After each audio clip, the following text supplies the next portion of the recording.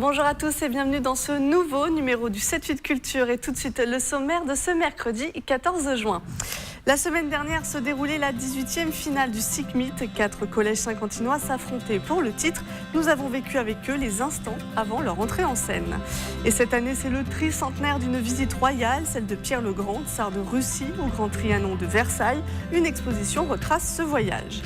Encore de nombreux spectacles à découvrir à Versailles pour le mois Molière. Dans ce magazine, on s'intéresse à 2 représentations, celle de la compagnie de l'Élan. 12 collèges pour un vainqueur. Vendredi dernier, c'était les 18e demi et finale du SICMIT, le concours intercollège de matchs d'improvisation théâtrale. 4 collèges se sont affrontés durant la soirée pour pouvoir soulever le trophée. Nous nous sommes glissés parmi eux quelques minutes avant leur entrée en scène. 19h, dans un peu plus d'une heure, la patinoire sera pleine. À 2 pas, les jouteurs répètent leur gamme. Vous faites votre action, la personne d'en face vous annonce une nouvelle qui n'a rien à voir avec le fait que vous creusiez. Par exemple, je creuse. Ils sont collégiens et viennent de Trappes, Maurepas, Elancourt et Magny-les-Hameaux et participent au 18e SICMIT. 18 ans, c'est aussi la majorité. Quand on est jeune, ça veut dire quelque chose.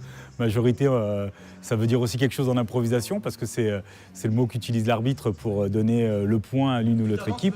Donc c'est vrai que ce SICMIT 18, pour nous, c'est presque un anniversaire. 19h30, dernier moment de détente autour d'un repas. Un instant bruyant pour éliminer la tension.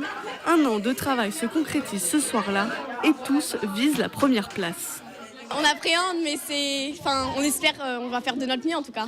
C'est plus du plaisir, je dirais. Pour l'instant, ça va, mais je sais que quand je vais monter sur scène, la pression elle va commencer à arriver et là, ça va être plus compliqué. Devant mes parents surtout, parce que ça va être la première fois qu'ils me voient à l'impro et ça me stresse. Bonsoir la Venise. Nous sommes ravis de vous accueillir ici ce soir. 20h30, la soirée est lancée. 2 demi-finales, une finale. Les premiers à s'affronter, les collèges Albert Einstein de Magny-les-Hameaux et Alexandre Dumas de Maurepas. Dans 2 heures, le public devra désigner un vainqueur.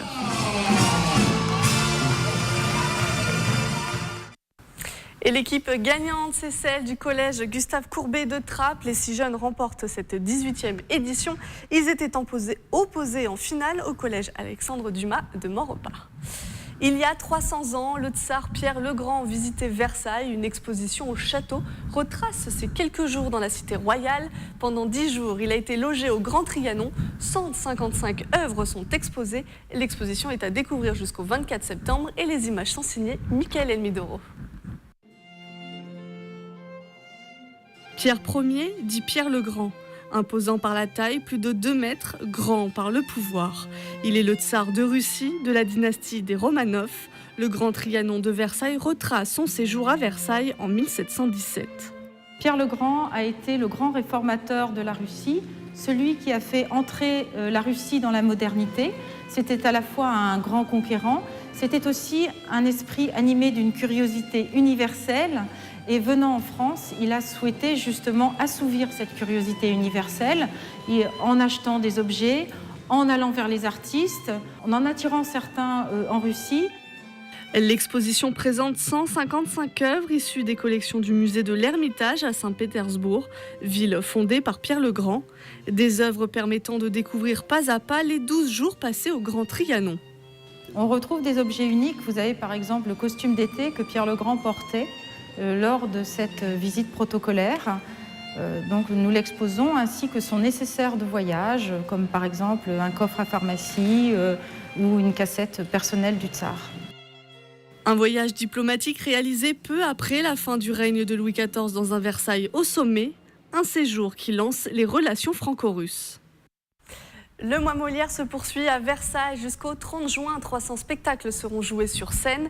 Parmi eux, Le Péché, La Grâce et Outreau de Jean Giraudoux et Jean-Luc Génère. Les pièces seront à découvrir à l'espace Richaud les 25 et 30 juin prochains. Martine Delors, une des comédiennes, nous en dit un peu plus. Entretien réalisé avec Charline Hurel.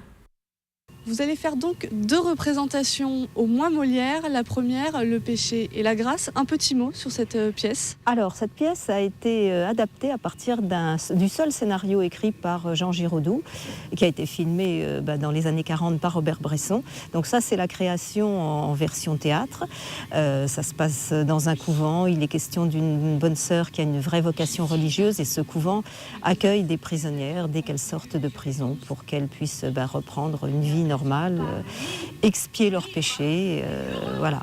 Donc c'est la confrontation de 2 mondes, un monde religieux et un monde de la vie difficile.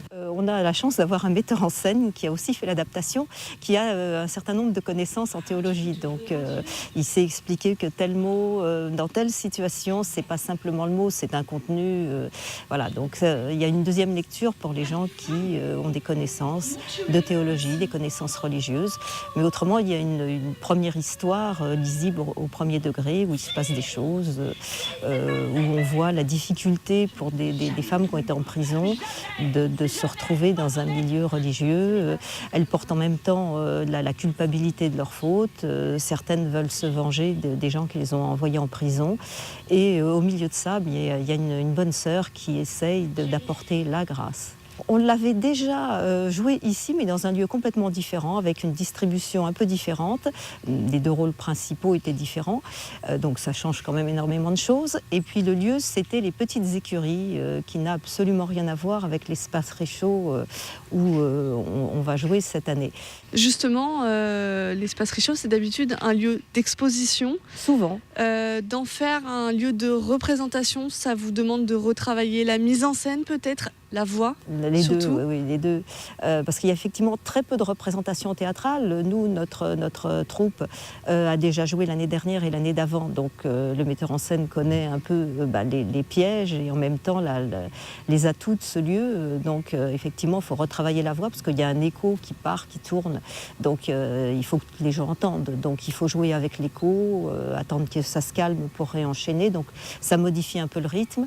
Et puis la mise en scène, effectivement, est différente parce que l'espace Réchaud, il y a des colonnes, il y a des lieux. On a l'impression d'être dans un couvent. Je ne peux pas dire mieux. C'est l'ancienne chapelle de l'hôpital Réchaud. Donc, Et vous allez jouer une deuxième pièce avec un sujet difficile. Oui, difficile. Ou trop. Oui, ou trop, adapté du célèbre fait divers terrible qui est encore dans les mémoires. Donc le même metteur en scène qui a aussi fait l'adaptation et la création de la pièce, c'est basé sur les dires du procès, les déclarations.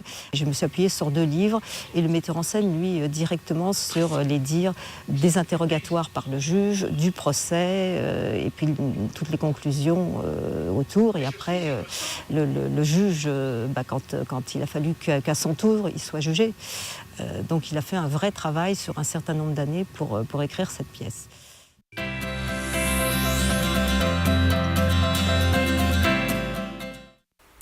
Envie d'aller au cinéma, mais vous ne savez pas quoi voir. Alors on part pour l'espace Philippe Noiret des Clés-sous-Bois. Cyril Haddad a un coup de cœur à vous proposer, écoutez. Cette semaine, notre coup de cœur est le film Marie-Francine avec Valérie Lemercier, Patrick Timsit et Hélène Vincent. Qu'est-ce que t'as ? 50 ans. Trop vieille pour son mari, de trop dans son boulot, Marie-Francine doit retourner vivre chez ses parents à 50 ans. Infantilisée par eux, c'est pourtant dans la petite boutique de cigarettes électroniques qu'ils vont lui faire tenir qu'elle va enfin rencontrer Miguel. Miguel, sans oser le lui avouer, est exactement dans la même situation qu'elle. Comment vont faire ces deux-là pour abriter leur nouvel amour sans maison ? Là est la question. Avec en toile de fond le fameux cap de la cinquantaine, cette comédie romantique et attendrissante se révèle à la fois douce et touchante. On tombe vite sous le charme de son héroïne incarnée par Valérie Lemercier, comme sous celui de son nouvel amoureux interprété par un Patrick Timsit inattendu en cuisinier séducteur. Le thème du retour des adultes chez leurs parents est ici traité avec beaucoup de douceur et un peu de burlesque. Timsit surprend en embrassant un registre bienveillant aux antipodes de son cynisme habituel. Marie-Francine, le nouveau film de Valérie Lemercier. Marie-Francine est à découvrir cette semaine à l'espace Philippe Noiret.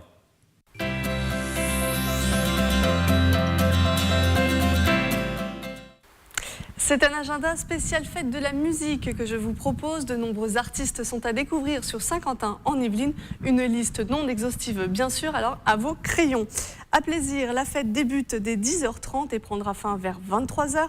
Plusieurs sites de la ville vont être investis comme la Mosaïque, la Clé des Champs et le théâtre Espace Coluche. Tous les lieux, horaires et artistes sont à découvrir sur le site internet de la ville. À Voisins-le-Bretonneux, 2 scènes sont prévues dans la cour de Decoville. 12 artistes et groupes vont se succéder toute la soirée. Quelques noms, le groupe vocal Cadence, l'Harmonie Saint-Quentin, Illicit Dance ou encore le Full Bazar Small Band. Rendez-vous dès 19h. Du côté de Montigny-le-Bretonneux, la fête de la musique prendra ses quartiers sur le quai François Truffaut devant le MUMED. La soirée débute à 19h30. Les premiers sur scène, le groupe Zéphyr, le gagnant du tremplin musical The Choice en 2016, se produiront ensuite le groupe professionnel Be-Live. La commune de Trappes prévoit, elle, 11 jours de musique. La fête débute le vendredi 16 juin à 20h30 avec un concert rock et chansons françaises. Le dernier rendez-vous de la programmation, c'est samedi 24 juin avec les ritournelles enfantines. Tous les rendez-vous sont précisés sur le site internet de la commune. Du côté de Morpas, plusieurs rendez-vous aux 4 coins de la ville. La première prestation, c'est celle de Chrysalite. Du côté de l'allée de la Côte d'Or, les artistes vous donnent rendez-vous dès 10h30. La soirée devrait-elle se terminer aux alentours de 22h. Et on termine avec Manille-les-Hameaux. La commune a fait le choix d'organiser sa fête de la musique le samedi 24 juin.